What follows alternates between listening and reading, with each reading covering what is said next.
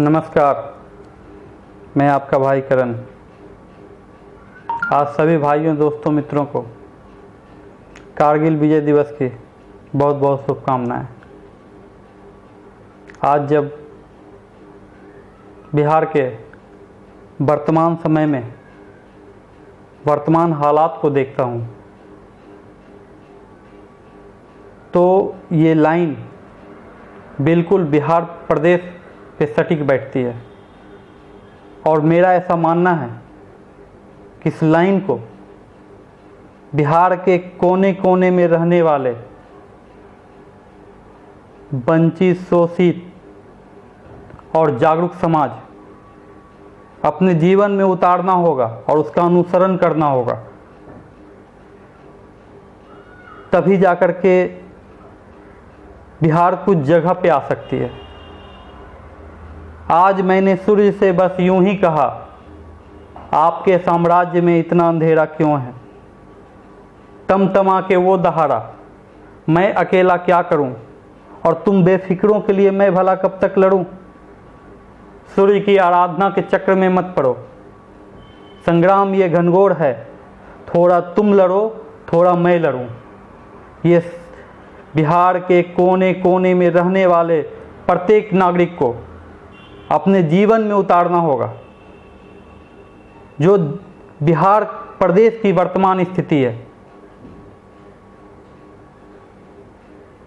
और जहां तक रही बात बिहार की, चाहे वो बाढ़ की, कोसी क्षेत्र की या कोविड-19 चाइनीज वायरस, कोरोना वायरस की,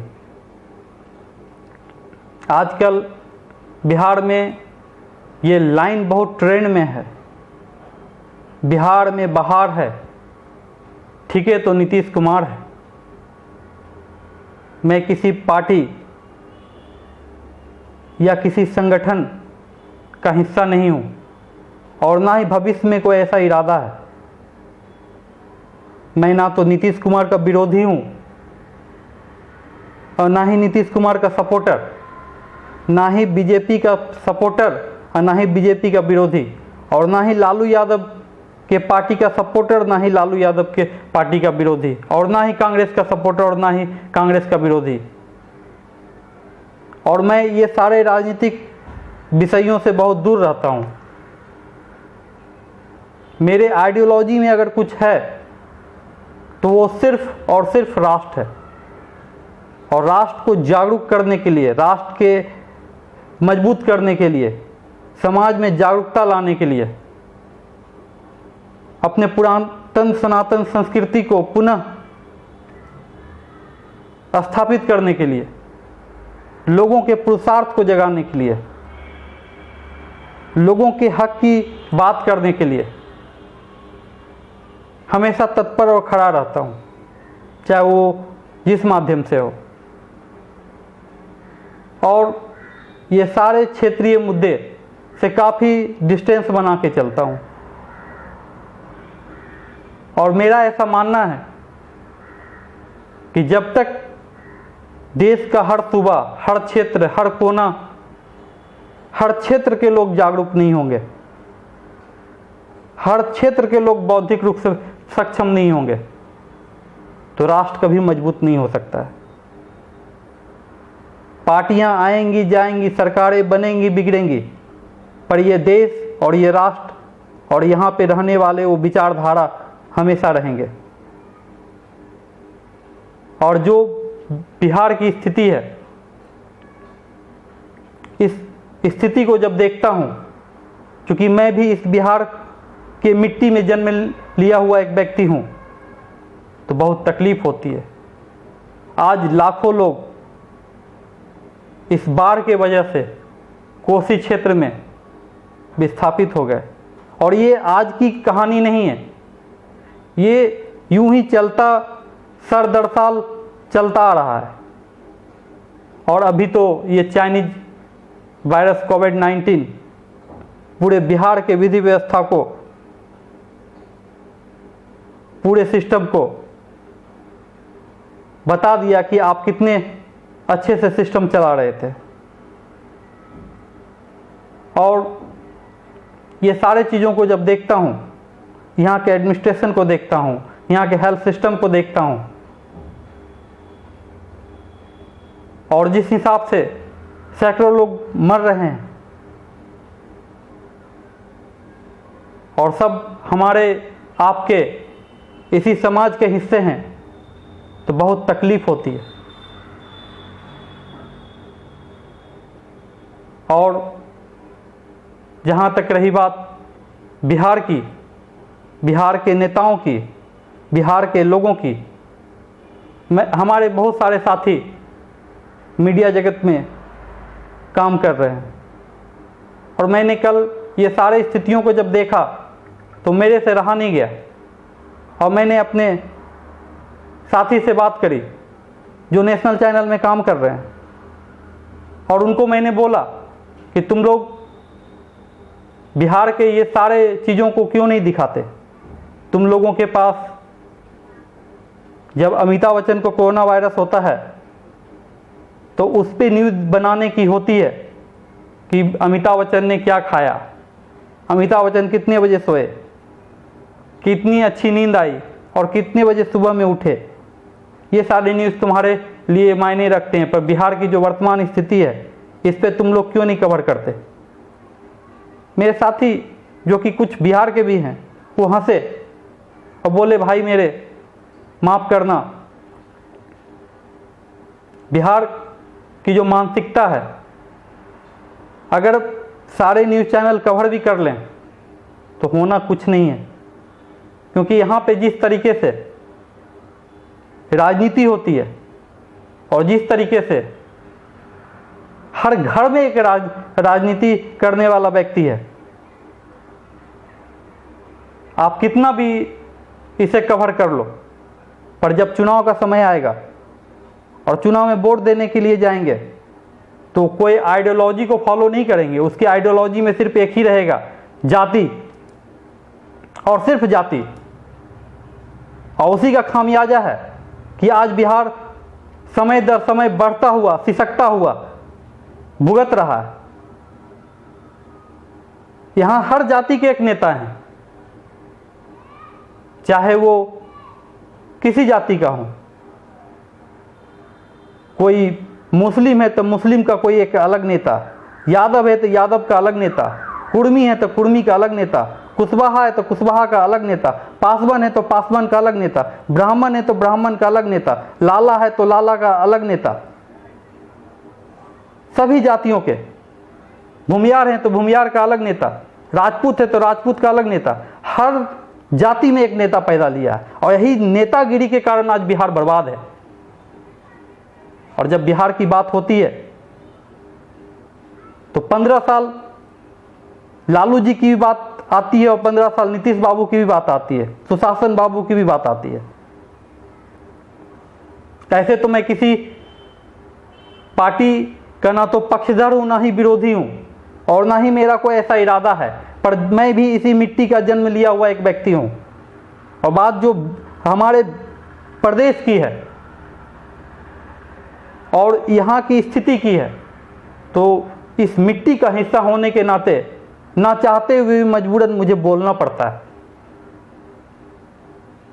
आज जो वर्तमान स्थिति बनी हुई है, सारे सिस्टम जिस हिसाब से फ्लॉप हो गए हैं, ये सारे चीज इस बात को दर्शाते हैं कि समय के साथ ये जो 30 साल का जो शासनकाल रहा, इसको किस तरीके से चलाया गया। चाहे वो नीतीश बाबू की बात हो या लालू जी की बात हो या इससे पहले की बात, मैं ज़्यादा पीछे जाना नहीं चाहता, नहीं तो अगर मैं बताना शुरू करूं तो ये वक्त और समय कम पड़ेगा जो बिहार की स्थिति है। क्योंकि यहाँ पे मैं किसी नेता को दोषी भी नहीं मानता, चाहे वो कोई भी लीडर हो, किसी पार्टी का हो। यहाँ के लोग ही इस चीज़ के जिम्मेवार हैं, क्योंकि ये साहब जितने लोग हैं यहाँ पे, ये सब जातियों में बटे हुए हैं। और कोई भी नेता जो जाति के आधार पे अपने आप को रिप्रेजेंट करता है, वो जब वहाँ जाता है तो उसके पास सारे मुद्दे खत्म हो जाते हैं और अपने जाति की बात करने के लिए वो खड़ा हो जाता है। और यही खामियाजा हमारा प्रदेश समय दर समय भुगतता आ रहा है। और जहाँ तक रही बात बिहार की, बिहार के सिस्टम की, तो अभी आने वाले 3 महीने 4 महीने के अंदर चुनाव है और कोरोना को लेकर के जो स्थितियां बन रही है, और मैं एक मेडिकल का स्टूडेंट रहा हूं और जितना मैं इस कोविड के बारे में जानता हूं, कोई बहुत बड़ा ये डिजीज नहीं है। जिस तरीके से जो हालात बिगड़े हुए हैं बिहार के, आज भी 3800 के आसपास केस आया है। रिसेंटली कल की बात कर रहा हूं, लगभग 2800 के आसपास केस आया है।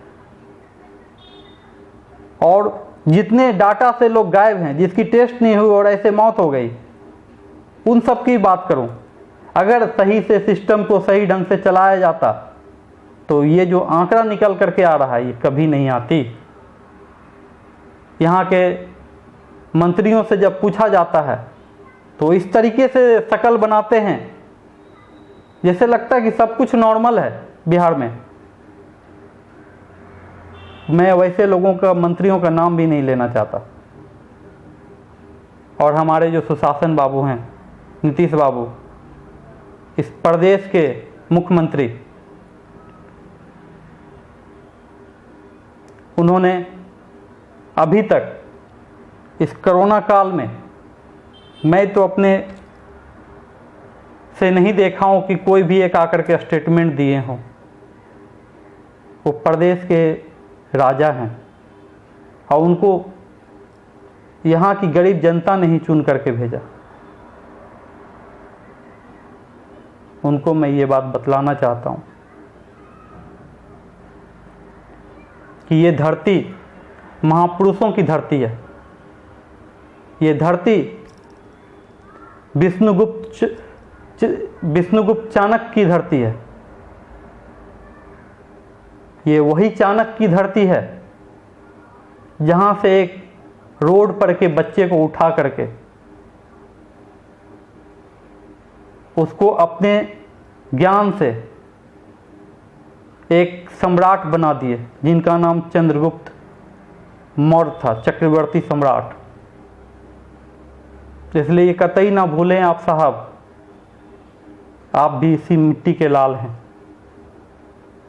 और आपको इसी के लिए चुना गया है इस क्षेत्र में कि आप काम करें।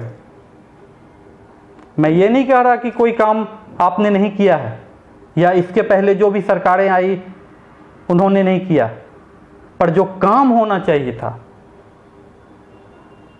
वो नहीं हुआ। जो इंफ्रास्ट्रक्चर डेवलप होनी चाहिए थी वो नहीं हुई। और जहां तक रही बात, रिसेंटली 2-2.5 महीने पहले की बात बतला रहा हूं, 50 लाख लोग बिहार के रहने वाले मजदूर भाई भारत के कई राज्यों में कमाने के लिए जब जाते हैं और जब कोरोना महामारी का अटैक आता है तो वहाँ के प्रदेश से, वहाँ के राज्य से इनको भगा दिया जाता है और पैदल चलने के लिए आ जाते हैं वो लोग कि अपने घर जाना है। आपने कोई ऐसा इंफ्रास्ट्रक्चर डेवलप नहीं किया इन 15 सालों में। मैं पीछे की बात छोड़ दूं, उन्होंने जो किया उनको फल मिला, लेकिन आपने ऐसा कुछ नहीं किया जो कि ये जितने लोग बाहर जो कमा रहे थे इनको यहाँ पे रोजगार दिया जा सके। और ये 50 लाख लोग पैदल वहां से आते हैं और उस 50 लाख लोगों में 20 लाख लोग फिर कमाने के लिए चले गए, फिर उसी राज्यों में। और जहां तक रही बात ये सारे मजदूर भाइयों की, ये जितने भी मजदूर भाई हैं, इनके लिए आपने कुछ ऐसा विशेष नहीं किया जो कि यहाँ पे उनको रोजगार मिल सके। और वहाँ पे प्रदेश में इनको प्रवासी कहा जाता है अपने ही देश में।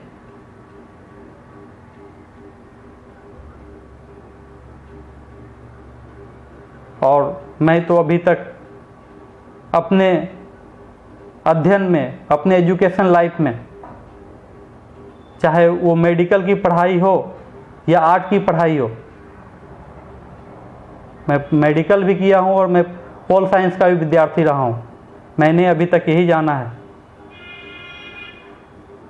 कि राजा जो होता है, जो प्रदेश का मुखिया होता है, वो तो पिता के समान होता है प्रजा के लिए। और प्रजा आपकी त्राहिमाम कर रही है बाढ़ से, इस कोरोना महामारी से, और आप साहब अपने सीएम हाउस में आराम से बैठे हुए हैं। आपका अभी तक कोई एक कमेंट तक नहीं आया। आपका सारा का सारा एडमिनिस्ट्रेशन फेल है, आपका सारा हेल्थ सिस्टम फेल है। याद रखिएगा, 3 महीने 4 महीने बाद चुनाव है, और ये लोकतंत्र है, राजतंत्र नहीं। यहां पे जनता मालिक है। ये आपको कुर्सी पे पूरे मान सम्मान के साथ बैठाई भी है तो उतार भी सकती है। मैं जो पब्लिक के बीच में जो आक्रोश देख रहा हूं, जो गुस्सा देख रहा हूं, वो अकल्पनीय है। इस गुस्सा से कितना बच पाएंगे ये तो परमात्मा जाने, लेकिन अभी भी वक्त है। अपने आवाज से बाहर निकलिए और पूरे विधि व्यवस्था को दुरुस्त कीजिए। जनता त्राहिमाम कर रही है, और ये अगर नहीं किए तो फिर आपका सिस्टम जाने। और मैं आप सब जो इस वीडियो के माध्यम से सुन पा रहे हैं, मेरे भाइयों, मेरे दोस्तों, मेरे मित्रों, मैं किसी भी संगठन, किसी पार्टी की बात नहीं कर रहा, मैं आपकी बात कर रहा हूं। अभी भी वक्त है, एक हो जाइए और जातिवाद के मोह माया जाल से बाहर निकलिए, तभी बिहार का बदलाव हो सकता है। और कोई भी आपके क्षेत्र में जब विधायक वोट मांगने के लिए आए, चाहे वो किसी पार्टी, किसी भी टीम का हो, उससे पूछिए कि आपका विजन क्या है, आपका रोड मैप क्या है, आप यहाँ की जो प्राथमिक जरूरतें हैं उसको आप किस तरीके से सरजमी पे उतारेंगे। और ये बात आपको करनी होगी। और जब तक आप ये बात नहीं करेंगे, आप जब तक जागरूक नहीं होंगे, अरे आप लोग के पास तो एक ऐसा हथियार मिला है, अभी के समय में एक ऐसा रिवॉल्यूशन है कि आप क्या नहीं कर सकते। ये जो 6 इंच का मोबाइल है, ये एक रिवॉल्यूशन है, ये क्रांति है, ये एक आंदोलन है। सिर्फ फोन पे बातें करना और सिर्फ व्हाट्सएप और मैसेंजर खेलना नहीं है आपका काम। आप पढ़े लिखे लोग हैं, यहाँ सब चीज की जितनी भी रिसोर्सेज होने चाहिए वो सारे चीज हैं हमारे प्रदेश में। ये वही बिहार है, यहाँ किसी चीज की कमी नहीं है। ये सोच की कमी है, विजन की कमी है, रोड मैप की कमी है, वो इंफ्रास्ट्रक्चर डेवलप करने की कमी है। और वो बौने लोग जो बैठे हुए इस क्षेत्र का, इस प्रदेश का पिछले 30 सालों से जो शासन व्यवस्था चलाए हुए हैं, इन सब के वजह से आज बिहार की ये स्थिति है। बिहार सबसे ज्यादा आईएएस देने वाला यही बिहार है, सबसे ज्यादा बैंक पीओ देने वाला यही बिहार है, सबसे ज्यादा डॉक्टर पैदा करने वाला यही बिहार है, सबसे ज्यादा आईएएस आईपीएस डॉक्टर इंजीनियर सब के सब यही बिहार पैदा करने वाला है। इस धरती पे एक से एक लोगों ने जन्म लिया। ना तो यहां शिक्षा की कमी है, ना ही वैसे रिसोर्सेज की कमी है, पर यह सोच की कमी है।